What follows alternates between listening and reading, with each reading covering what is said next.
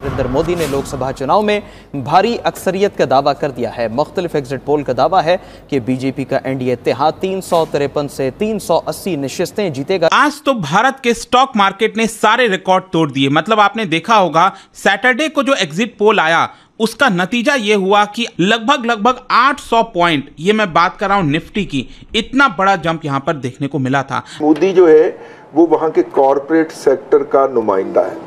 वहाँ के corporate sector को रॉ मटेरियल चाहिए, पाकिस्तान से बियॉन्ड अफगानिस्तान से भी। डेवलपमेंट का एजेंडा लेके अगर आप आते हो और आपने जो बात की है कि आने वाले चुनाव में आप कैसे बड़े रिफॉर्म्स करेंगे, तो चुनाव के बाद यानी नेक्स्ट टर्म में जो जिसे कहना बिग टिकट रिफॉर्म्स, तो अगर वो होते हैं तो मार्केट को ये अच्छा लगेगा। भारतीय मुस्लिम खवातीन नमाज पढ़कर ये दुआ कर रही हैं कि इंडिया के अगले प्राइम मिनिस्टर नरेंद्र मोदी ही हों, अगला टेन्योर भी नरेंद्र मोदी का हो। दोबारा आने वाले हैं तो मोदी जी अपना सदका ही उतार के हमें 2-3 बिलियन दे दीजिए। जैसे 2-3 बिलियन डॉलर लीजिए, अपने सर पे गोल गोल घुमाइए और हमें दान कर दीजिए। हमारे हमसाए मुल्क भारत की तरक्की की वजह क्या नजर आ रही है कि दुनिया की उभरती हुई मौशियत बन रहा है। आप कह रहे हैं इंडिया काफिर मुल्क है, दुबई, सऊदिया, इनसे ज्यादा इस्लामी मुल्क कोई नहीं है। इंडोनेशिया सबसे बड़ा इस्लामी मुल्क, सारे इंडिया के साथ ट्रेड कर रहे हैं। इस सूरत हाल में पाकिस्तान के पास चूंकि मिलिट्री कैपेसिटी नहीं है इंडिया का मुकाबला करने की, तो अब पीओजेके में चाइनीज जिस लोग ऐसे हैं जो कि बिलियनियर है, मतलब डॉलर्स में बिलियनियर है, और पाकिस्तान का हाल आप देख रहे हैं, तो हम यानी 1-1 बिलियन डॉलर के लिए हम मारे फिर रहे हैं पूरी दुनिया में।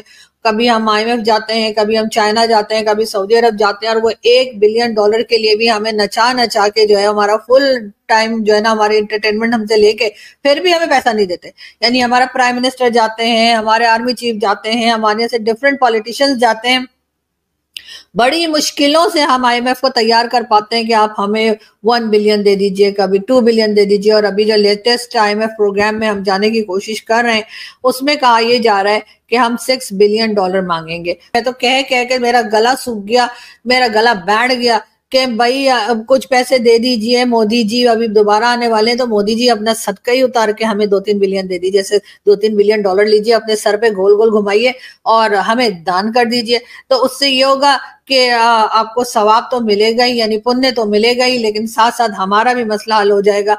बाकी आपने जो स्टेटमेंट्स देनी होती हैं कि कभी कहते हैं घुस के मारेंगे, कभी कहते हैं 6 मंथ्स में कश्मीर ले लेंगे, कभी कहते हैं POK ले लेंगे, आजाद कश्मीर ले लेंगे, व्हाटएवर, तो वो स्टेटमेंट आप देते रहिए, उस पर हम कुछ नहीं बोलेंगे हम वैसे। और बाकी जो हमारी स्टेटमेंट जो हम देते हैं उस पर वैसे भी कौन सा कोई दुनिया हमारी सुन रही है। जो अगर हम स्टेटमेंट नहीं देंगे तो कोई फर्क पड़ेगा, या कोई देंगे तो फर्क पड़ेगा, तो वो तो आपको मालूम ही है ना मोदी जी के हमारे यहाँ इस किस्म की स्टेटमेंट्स चलती रहती हैं और आपके यहाँ से भी चलती रहती है, तो वो तो सब सही है। अब आप आ रहे हैं 3rd टाइम आप एज अ प्राइम मिनिस्टर आ रहे हैं, मेरा ख्याल से कल तक शायद अनाउंस हो जाएगा। तो उसके लिए मतलब थोड़ा सा तो एक पुण्य का काम और कर लीजिए ना। वैसे तो आप बड़ा मंदिर वगैरह कहाँ जा रहे हैं, लेकिन एक जो है वो पुण्य का काम कर लीजिए कि अपने गरीब पड़ोसियों का ख्याल कीजिए और उनको भी कुछ पैसा वैसा दिला दीजिए। अडानी साहब से कहिए ना कि भाई वो 2-3 बिलियन डॉलर दे दे, क्या हो जाएगा मतलब इतने से पैसे देने में। लेकिन खैर कोई बात नहीं, हो सकता है मोदी जी सोच रहे हो कि मैं जरा प्राइम मिनिस्टर बन जाऊं, फिर मैं इकट्ठे ही जो है ना इनको 4-5 बिलियन डॉलर दे दूंगा ताकि आराम से बैठे। तो बिल्कुल हम आराम से बैठेंगे, आप बिल्कुल इतनी वाह करेंगे आपकी कि आप खुद हैरान हो जाएंगे कि हैं ये मुझे अचानक क्या हो गया, मैं इतना अच्छा कैसे हो गया। और उसके बाद ये जितने लोग आपके खिलाफ स्टेटमेंट दे रहे हैं पाकिस्तान से, वो सब एकदम खामोश हो जाएंगे, यकीन कीजिए।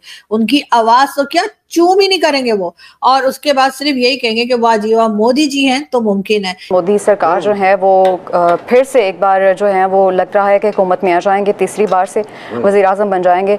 अच्छा, वो वज़ीर आज़म बनते हैं या नहीं ये तो बात की बात है, लेकिन आपको क्या लगता है कि इंडिया और पाकिस्तान के ताल्लुकात कुछ बेहतरी की जानिब जाएंगे? देखिए बात ये है कि मोदी साहब जो हैं वो चल के पाकिस्तान आए थे। हाँ बिल्कुल। और इसी शहर में जहाँ पे मैं और आप बैठे हुए हैं यहाँ पे आए थे, और उन्होंने आके अच्छे जेस्चर का इजहार किया था। और उसके जवाब के अंदर जो उस वक्त वजीर आज़म थे जनाब नवाज शरीफ साहब, उनको क्या कुछ सुनना पड़ा और क्या कुछ भुगतना पड़ा, और आज तक जो है वो उन्हें वो वाला ताना मिलता है बुद्धि का यार, उनके सियासी हलीफों की तरफ से भी और हरीफों की तरफ से भी। बिल्कुल। अच्छा, अब एक बात हमें मुस्बत नजर आई, वो ये थी कि इंडिया भारत के साथ ताल्लुकात की, माशी ताल्लुकात की बहाली के हवाले से एस्टेब्लिशमेंट की तरफ से मुज़ामत होती थी, लेकिन जनरल रिटायर्ड कमर जवेद बाजवा साहब ने जो ऑफ द रिकॉर्ड इंटरव्यूज दिए उसके अंदर उन्होंने बताया कि उन्होंने कहा कि हम जो है वो नरेंद्र सिंह मोदी साहब को पाकिस्तान का विजिट करवाने के ऊपर कायल कर चुकी थी, पैरेलल जो टॉक हो रही थी ना उसके अंदर, लेकिन बानी पीटीआई ने बीइंग ए प्राइम मिनिस्टर उनको वेलकम करने से इनकार कर दिया था। बल्कि इधर बाजवा साहब ने बुला के जर्नलिस्टों से गुफ्तगू की थी, उधर वो उसके तरफ चले गए थे। तो मैं इसे एक पॉजिटिव चीज़ देखता हूँ कि चले हमारी एस्टेब्लिशमेंट को भी ये एहसास हो गया है कि हॉस्टिलिटी अपनी जगह पे रहे, चाइना ने बहुत सारे इंडिया के इलाकों पे कब्जा कर लिया हुआ है और इंडिया को वो कुसकने नहीं दे रहा, जब चाहता है चपेड़े मार देता है, लेकिन इसके बावजूद उनका आप ट्रेड वॉल्यूम देखें वो ऑलमोस्ट मेरा ख्याल है $80 बिलियन बायलैटरल ट्रेड मैंने पिछले साल पढ़ा था, अब तो उसमें यकीनन इजाफा हो गया होगा। हमारा जो बेस्ट फ्रेंड है जिसके साथ हमारी जो तजारत है वो $15 अरब भी क्रॉस नहीं कर पा रही, हालांकि चाइना की तरफ से ये है कि आप जितनी भी चीज़ है जो भी है हमें बेच दें, हमारे पास एक्सपोर्ट सरप्लसेस हैं ही नहीं कि जो हम चाइना को ऑफर कर सकें, या अगर हैं तो हमारे और चाइना के कंपेटिटर सेक्टर हैं, मतलब उसमें चाइना हमसे मुकाबला कर रहा होता है तो हम उनको कैसे कर सकते हैं। तो कहने का मतलब ये है, पहली बात तो ये है कि मोदी जो है वो वहाँ के कॉरपोरेट सेक्टर का नुमाइंदा है, वहाँ के कॉर्पोरेट सेक्टर। दोस्तों मुझे उम्मीद है कि ये वीडियो आपको पसंद आया होगा। वीडियो पसंद आया तो प्लीज़ हमारे यूट्यूब चैनल सोच टाइम्स को जरूर सब्सक्राइब करें। अगर फेसबुक पे देख रहे हैं तो पेज को भी जरूर फॉलो करें।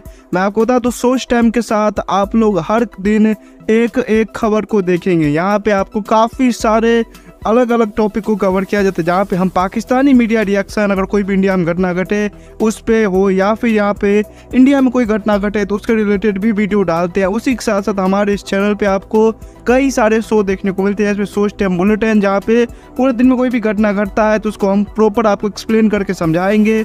और उसी के साथ साथ मैं आपको बता दूँ आपको यहाँ पे सोच टाइम शो देखने को मिलता है जो कि रोज़ आपको शाम को देखने को मिलेगा। उसी के साथ साथ आपको कई सारे जैसे हिस्टोरिकल टॉपिक हो या फिर हो यहाँ पे डेली का सैटरडे लेट नाइट शो, जहाँ पे सोशल मीडिया पे चलने वाले कोई भी ट्रेंडिंग टॉपिक के बारे में बात करेंगे।